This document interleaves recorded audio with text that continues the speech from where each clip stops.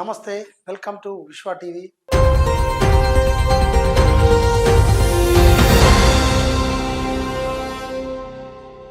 యోగి ఆదిత్యనాథ్ తలపిస్తున్నటువంటి రేవంత్ రెడ్డి, ఇది చాలామంది నోట ఈరోజు వినడానికి వస్తుంది. కాబట్టి దీన్ని నేను మీ ముందుకు తీసుకొస్తున్నాను. ఎందుకంటే రాజశేఖర రెడ్డి ప్రస్తుత ఎమ్మెల్యే, గతంలో కూడా ఆయన ఒక విధంగా చూడాలంటే మంచి ఇండస్ట్రియలిస్టు, మంచి ఎంటర్ప్రీనరు. ఆయన మల్లారెడ్డి గారి మంత్రి గారి అల్లుడు.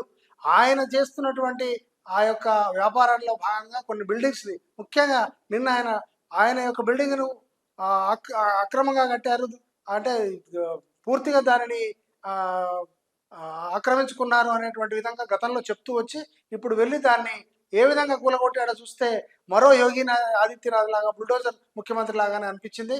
ఇంకా ఈ దురాక్రమణలు, దౌర్జన్యాలను కూడా రేపు పొద్దున ఏ విధంగా ఆయన కట్టడి చేస్తాడో అని ప్రజలు బాగా ఎదురు చూస్తున్నటువంటి విధానం.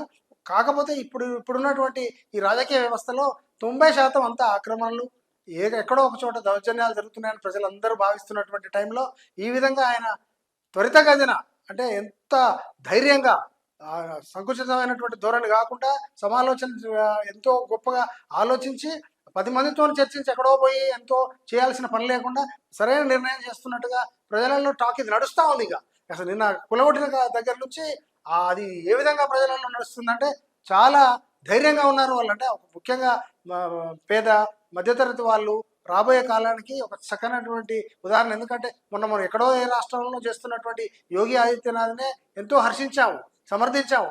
ఎందుకంటే సరైన చోట సరైన విధానంగా, ఏ విధంగా క్రమశిక్షణ కానీ లేకపోతే ఇమ్మీడియట్ స్టెప్ అనేది చాలా తక్కువ మంది తీసుకుంటారు.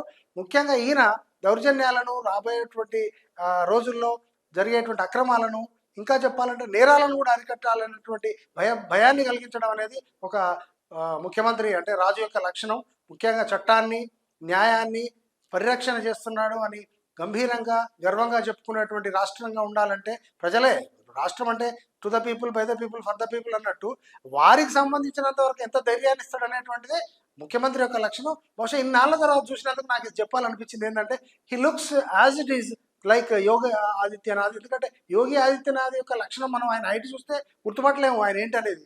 ఆయన వచ్చినప్పటికీ ఇప్పటికీ ఎంత మార్పు అంటే, ఆయన మోడల్ ముఖ్యమంత్రిగా ఈరోజు తయారవడం జరిగింది. బహుశా మన రేవంత్ రెడ్డి గారు కూడా ప్రజలు అనుకుంటున్నట్టు ఈ విధంగా కనుక అదేవిధంగా అన్ని విషయాల్లో, అన్ని కార్యక్రమాల్లో ఆలోచించి మంచి లాజికల్గా రీజనింగ్ పెట్టి ఆయన ఎందుకంటే ఎంతోమంది, చాలామంది చేస్తుంటారు పనులు, కానీ ఒకే పనిని వ్యక్తులు మారుస్తూ ఉంటారు. అంటే వ్యక్తి యొక్క గొప్పతనాన్ని బట్టి, ప్రభావాన్ని బట్టి, వివేకాన్ని బట్టి, ఔచిత్యాన్ని బట్టి ఆయనకు మంచి పేరు వస్తూ ఉంటుంది.